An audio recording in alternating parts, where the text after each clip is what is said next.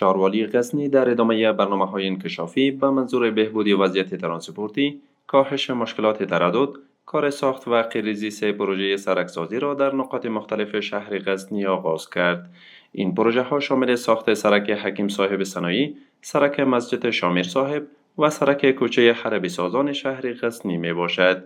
مسئولان با ابراز اطمینان از کیفیت کار این پروژه ها می گویند این سرک ها که به طول مجموعی 857 متر و به هزینه 37 میلیون افغانی می باشد، از سوی شهروالی غزنی ساخته خواهد شد. درې پروژې دي چې درې سره د سرکو پروژې دي، تقریبا 10 میلیونه شاوخوا لګښت پرې راځي او لګښت یې ټول د ښاروالۍ د داخلي بودیجې څخه ده او دغه تقریبا د 15 میاشته په موده کې به دغه پروژې سرته رسیږي او په ښه معیاري شکل سره به سرته رسیږي. په دې کې تقریبا 855 متره د سرک اوږدوالی دی، همداشان جویچه ده پکې RCC جویچه لري، دواړه طرفو ته پلې لارې پیادرونه دي پکې، ځینې نور هغه معیارونه او شیونه چې د سرک دپاره لازم دي په دغه پروژه کې نیول شوي دي. سره د ټولو مهلکاتو دا پروژه ترسره کیږي او په ټاکلي وخت کې به انشاءالله ترسره شي. وخت باشندگان محل از ساخت این سرک ها استقبال کرده و میگویند که قبلا با مشکلات فراوان در رفت آمد این مسیرها مواجه بودند. این سرک که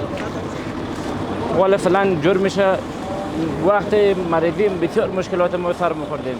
وقتی که یک مریض میشد که ما داخل مشکلات ما دیگه تر میشه، اینجا ازدحام مردم هم زیاد میشه دیگه. میدیاتر باشنده قریه خوجکیم که سرک نوبات اینجا خیلی مشکل برخورد میگه دیگه.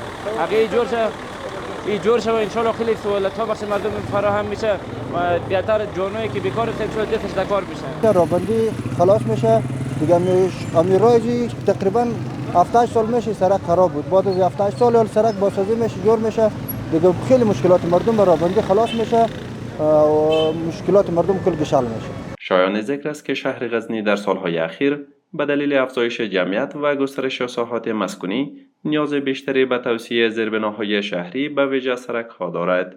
مسئولان شهروالی این ولایت میگویند که با تکمیل شدن ساخت این سرک ها سهولت های بیشتری در رفت آمد باشندگان این مسیرها ایجاد خواهد شد.